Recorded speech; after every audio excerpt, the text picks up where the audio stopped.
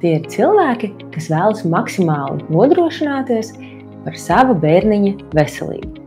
Tie ir arī cilvēki, kas seko līdzi jaunākajiem atklājumiem zinātnē un medicīnā, kā arī tie ir cilvēki, kas jau ir saskārušies ar dažādām veselības problēmām ģimenē, kuru ģimenes locekļiem ir hroniskas saslimšanas, varbūt jau kāds no iepriekšējiem bērniņiem ir piedzimis ar kādu saslimšanu, kā arī diezgan liela daļa no mūsu klientiem veido cilvēki, kas nodarbojas ar aktīvu dzīvesveidu, ļoti daudz sporto, un tā kā nabasaites cilmes šūnas ļoti bieži izmanto tieši locītavu sāpju, locītavu deģeneratīvo slimību ārstēšanai, tad arī tādi cilvēki, kas vēlas dabūt šo maksimālo nodrošinājumu, ir mūsu klientu lokā.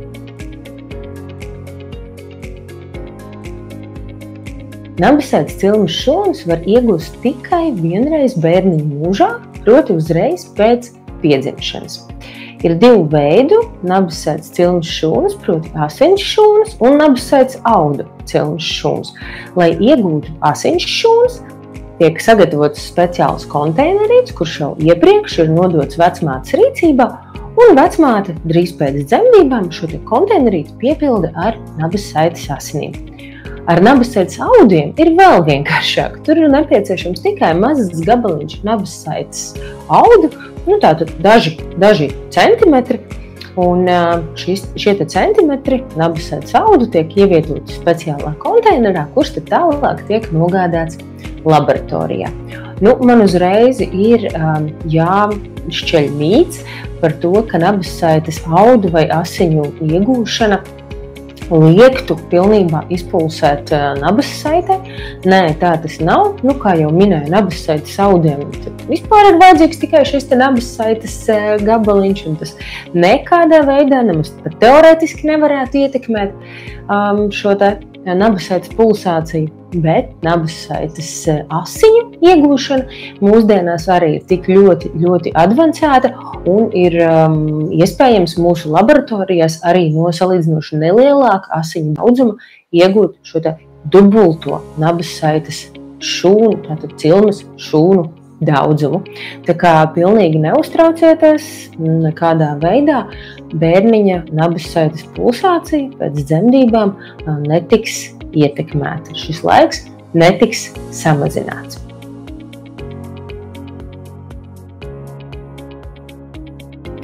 Tālāk es vēlētos parunāt par to, kā tad īsti atšķirās šīs manas jau minētās nabasaites audu un nabasaites asiņu cilmes šūnas. Nabasaites asiņu cilmes šūnas tiek pielietotas jau krietni ilgāk, tātad jau ir vairāk kā 30 gadi kopš pirmajiem pētījumiem, kad ir aprakstīts šī pielietošana. Un nabasaites asiņu šūnas izmanto ļoti plaši visā pasaulē dažādu, visbiežāk tas ir hemato-onkoloģiskās slimības, leikēmijas, limfomas, arī dažādas ļoti smagas anēmijas, citas onkoloģiskās saslimšanas. Šīs slimības pārsvarā ir ļoti smagas, arī salīdzinoši retākas. Tad nabasaites audu cilmes šūnas ir šobrīd tāds pasaules zinātnē tāda top tēma. Un audu cilmes šūnas jau izmanto daudz plašāk. Proti tās izmanto visām saslimšanām, kas ir mums apkārt, kas ir sastopamas gandrīz katrā ģimenē. Piemēram, tādas kā sirds slimības, tādas saslimšanas kā cukuru diabēts un ar to saistītās komplikācijas, dažādām ādas saslimšanām, piemērs psoriāze, atopiskais dermatīts, arī pēc traumām, mugurkaula traumas, dažādas locītavu traumas, galvas traumas, arī ādas traumas, piemēram, apdegumi, dažādas brūces, rētaudi. Nabasaites cilmes šūnas mēs varam izmantot arī tādu, preventīvu stāvokļu terapijai, ne tikai ļoti smagām un nopietnām saslimšanām. Tātad tās iespējams izmantot arī kosmetoloģijā, arī, ādas novecošanās profilaksei. Līdz ar to šie pielietojumi pat jau šķiet, ka mūsu ģimenē nav nevienas šādas iedzimtas, smagas saslimšanas, ģenētika ir laba, tad novecojam mēs visi, un šos nabissaites audu cilmes šūnas ir iespējams pielietot arī tādos, nosacīt varētu teikt, profilaktiskos nolūkos.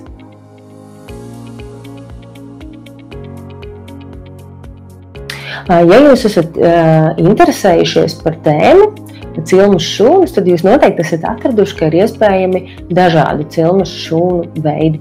Bet kāpēc pasaulē primāri tiek izvēlēts tieši nabissaites cilmes šūnas? Viens ir tas iemesls, ka šīs cilmes šūnas mēs varam savākt pilnīgi absolūti ētiskā veidā.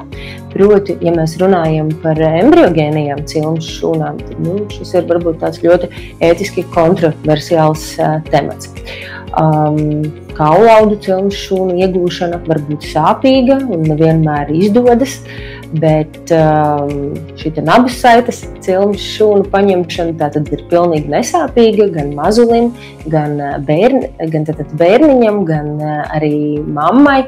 Un nav pilnīgi nekādu kaitīgo aspektu paņemšanai, nav nepieciešama anestēzija un nav arī nekādu komplikāciju iespējamības pēc šīs manipulācijas. Vēl šobrīd ļoti pasaulē attīstās zoba cilmes šūnu paņemšanas, tātad tas, ko angliski sauc par dental pulp, tātad šī zoba mīkstumiņa, un vēl attīstās arī placentas cilmes šūnu iegūšana. Noteikti aspekts, kāpēc vēl tiek izvēlētas nabissaites cilmes šūnas, ir tas, ka pētījumos ir pierādīts, ka tieši šīs cilmes šūnas ir visefektīvākās.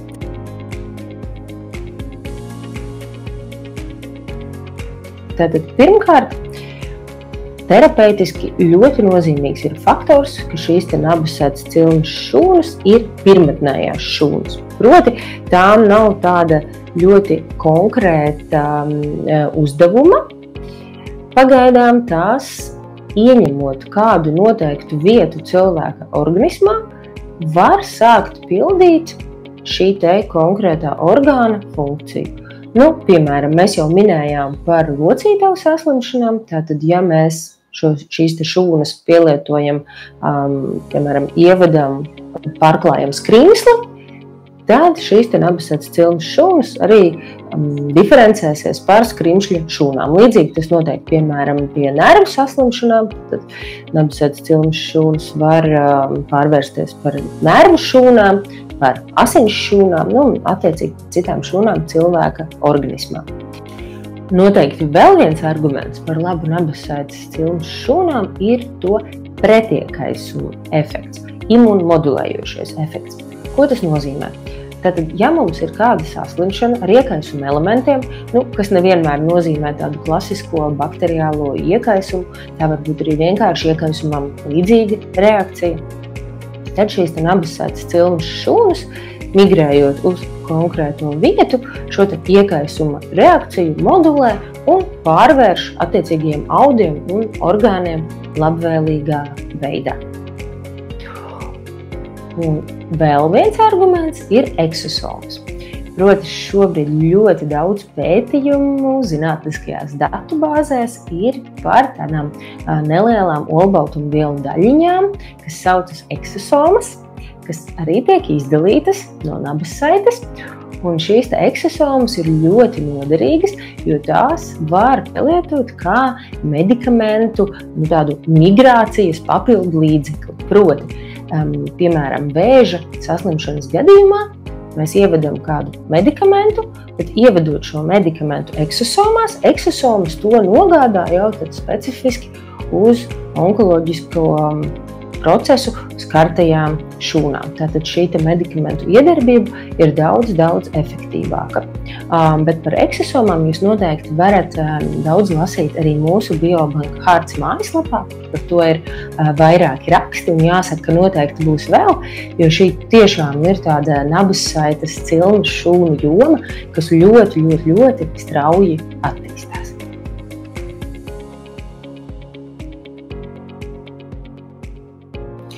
Kādām tad saslimšanām pielieto nabissaites audu cilmes šūnas? Tad nabasaites audu cilmes šūnas, kā jau minēju, lieto ļoti daudzām kroniskām saslimšanām, arī pēc traumām un arī bieži vien akūtu stāvokļu novēršanai. Tāds šobrīd ļoti aktuālais piemērs šīs cilmes šūnas, piemēram, pielietoja arī Covid terapijai, un ir vairāki klīniskie gadījumi, kuros pacienta stāvoklis pēc Covid ir uzlabojies tieši pateicoties nabasaites cilmes šūnām. Bet sāksim varbūt ar tādām vienkāršākām, senākām saslimšanām, piemēram, cukura diabēts. Tātad gan pirmā tipa cukura diabēts, tātad tur vairāk tiek tieši notiek iejaukšanās par cilmes šūnām slimības patoģenētiskajā procesā, bet, ja mēs runājam par otrā tipa diabētu, tad šeit vairāk visos tajos simptomātiskajos laukos, kuros tātad cukura diabēts mazina pacienta dzīves kvalitāti, piemēram, nervu sistēma, redze, locītavas, ādas stāvoklis, tātad ļoti dažādiem šiem seku risinājumiem pēc otrā tipa diabēta saslimšanas. Sirds asinsvadu slimības. Tātad pasaulē, un pie tam dažādās pasaules valstīs, dažādos kontinentos, gan Āzijā, gan Amerikā, ir aprakstītas, ir veiktas publikācijas par to, ka nabasaites audu cilmes šūnas tiek pielietotas gan sirds slimību, piemēram, sirds mazspēju, perikardītu gadījumos, gan asinsvadu slimību ārstēšanai, gan arī jau to komplikāciju novēršanai, piemēram, terapijai pēc insulta vai pēc infarkta. Nākamā lielā grupa, kur izmanto audu cilmes šūnas, ir neirodeģeneratīvās saslimšanas, tādas kā, piemēram, Alzheimers un Parkinsona slimība. Starp citu, ļoti interesanta, salīdzinoši jaunāka joma ir psihiatriskās slimības. Piemēram, ir aprakstīti pētījumi, kuros tiek pielietotas nabasaites audu cilmes šūnas gan bipolāro traucējumu, gan depresīvo traucējumu terapijai. Tālāk par ādas saslimšanām. Gan psoriāze, gan atopiskais dermatīts, dažādi rētaudi ar novecošanos saistītas saslimšanas, kā jau minēju, cukuru diabētu radītas ādas izmaiņas. Tātad ļoti, ļoti plašs ādas slimību spektrs, kuru gadījumos tiek pielietotas nabasaites audu cilmes šūnas. Noteikti vecāku izvēlei par labu ņemt un saglabāt nabasaites cilmes šūnas ir noteikti dažādas ģenētiskas saslimšanas. Tās ir dažādi ģenētiskie sindromi, kuru gadījumos var pielietot gan nabasaites asiņu, gan audu cilmes šūnas. Tās ir dažādas retas saslimšanas, un arī šis saraksts ir pieejams mūsu mājas lapām, bet tātad ir jau vairāk kā 80 šādas slimības, kuras iespējams ārstēt ar nabasaites asins un audu cilmes šūnām. Un noteikti vēl viens spektrs saslimšanu ir dažādas locītavu, tātad traumatoloģiski ortopēdiskās saslimšanas. Par to ir ļoti, ļoti daudz zinātnisku publikāciju, reumatoīdais artrīts, osteoartrīts, dažādi posttraumatiski pasākumi, locītavu deģeneratīvās saslimšanas. Tātad sākotnēji pētījumi tika veikti ar dzīvniekiem, bet šobrīd jau nabasaites cilmes šūnas tiek pielietotas cilvēku ārstēšanai un ļoti veiksmīgi uzlabojas gan tātad subjektīvie rādītāji, proti, ko pats cilvēks stāsta par to, kā tad viņa dzīves kvalitāte ir mainījusies pēc šīs terapijas, gan arī objektīvi, tātad proti ar dažādiem vizuāliem līdzekļiem, ar dažādām medicīniskās izmeklēšanas metodēm tiek pārbaudītas šīs locītavas.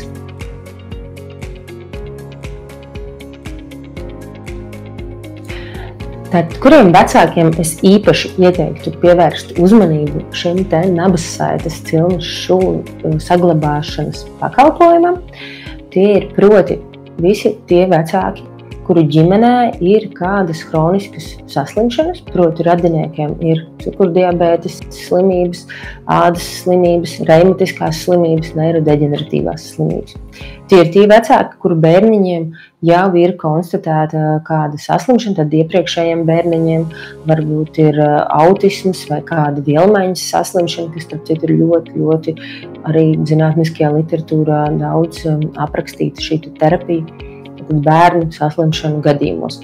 Tie ir visi tie vecāki, kuru bērniņš šajā pasaulē ir pieteicies pateicoties medicīniskās apaugļošanas procedūrām, IVF procedūrām, jo, diemžēl, nedaudz lielāks risks pastāv dažādu veselības problēmu attīstībai, un tāpēc arī nabissētas cilmes šūnas varētu būt kā tāds papildus garants šo te bērniņu veselības saglabāšanai visa mūža garumā.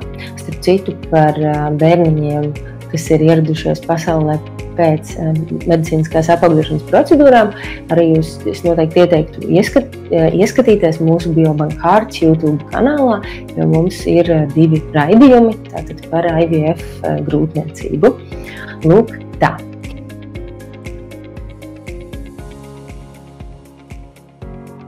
Kā tad īsti dzīvē notiek nabissētas cilmes šūnu paņemšana un saglabāšana? Tad jūs atnākat ciemos pie mums, Biobank Hearts birojā, un arī mēs varam sazvanīties.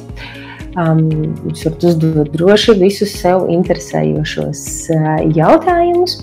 Tad notiek līguma slēgšana, un jūs saņemat šo te kasti, kur ir viss nepieciešamais nabissētas gan asiņu, gan audu, cilmes, šūnu paņemšanai. Vienīgais jūsu uzdevums ir šo te kasti neaizmirst mājās, bet paņemt līdzi tad, kad jūs dosieties uz dzemdību iestādi. Dzemdību iestādē jūs šo kasti uzreiz atdodat rokās vecmātei, kas būs jūsu pavadone šajā dzīves lielajā notikumā.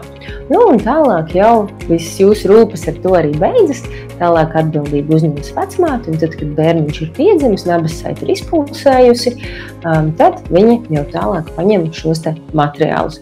Līdzīgi tas notiek arī ķeizargrieziena laikā, no nabissētas cilmes šūnu paņemšanas viedokļa, tas būtiski neatšķiras, tātad dzemdību veids var būt ķeizargrieziens, gan operatīvas vaginālas dzemdības, proti ar vakuumu vai ar stangām, gan pilnīgi normāls, dabīgas dzemdības. Tātad tas procesu neietekmē, un noteikti ir vērts atcerēties to, ka primārais vienmēr ir mammas un bērna veselība, un tātad nabissētas cilmes šūnu paņemšana nekādā veidā neietekmēs mediķu lēmumu par tātad kaut kāda veida rīcību dzemdībās.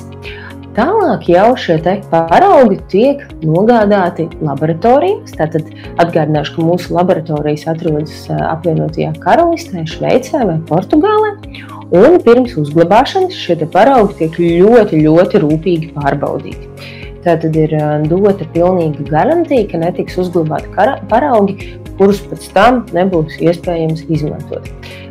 Paraugi tiek pārbaudīti tik rūpīgi, ka tas var pat aizņemt vairākas nedēļas. Tās ir dažādas infekcijas, šūnu dzīvotspēja, ļoti nozīmīgi, lai mēs, pēc 25 gadiem bērniņš nolem šīs šūnas izmantot, lai tas tiešām būtu objektīvi šīs šūnas veselīgas un darītu savu darbiņu.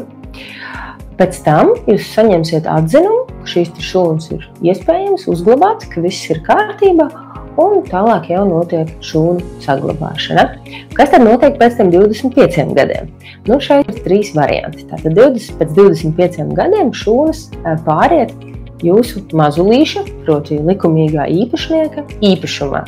Un mazulīts jau tad tālāk var izvēlēties. Vai viņš šīs cilmes šūnas turpina saglabāt tālāk, kas starp citu viņam neizmaksās ļoti dārgi, jo dārgākais ir nevis pati uzglabāšana, bet tieši šīs te multiplās pārbaudes un cilmes šūnu atdalīšana. Un tad tas jau ir, jūsu maksāšanas ietveros. Bērniņam jau tad vajadzēs maksāt par uzglabāšanu, tas nav liela summa. Tad bērniņš var šīs cilmes šūnas iznīcināt, varbūt ir kādi viņam personīgi apsvērumi, vai arī viņš šīs cilmes šūnas var ziedot kādam, kuram tās varbūt ir ļoti, ļoti nepieciešams. Bet, protams, visu šo 25 gadu garumā un arī pēc tam jūs jebkurā brīdī varat pieprasīt šīs cilmes šūnas kādas slimības terapijai, un noteikti gribētu uzsvērt to, ka tās var izmantot ne tikai mazulītis, kuram cilmes šūnas ir paņemtas, bet jebkurš no sadarīgiem ģimenes locekļiem. Un ir vairāki tādi gadījumi, ka cilmes šūnas izmanto, piemēram, vecākā bērna ārstēšanai, piemēram, vectētiņu, vecmāmiņu ārstēšanai, kuru ir skārusi kādu no manis minētajām saslimšanām.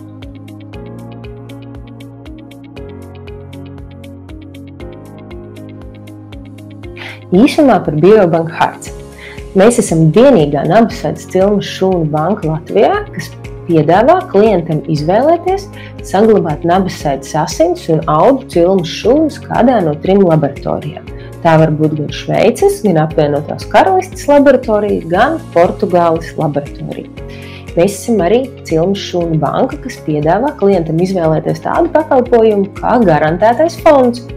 Ko tas nozīmē? Proti, ja bērniņam ir kāda no vairāk kā 80 sarakstā minētajām saslimšanām, tad nabasaites cilmes šūnu laboratorija apmaksā 20,000 eiro šīs slimības skartā pacienta ārstēšanai ar nabasaites cilmes šūnām.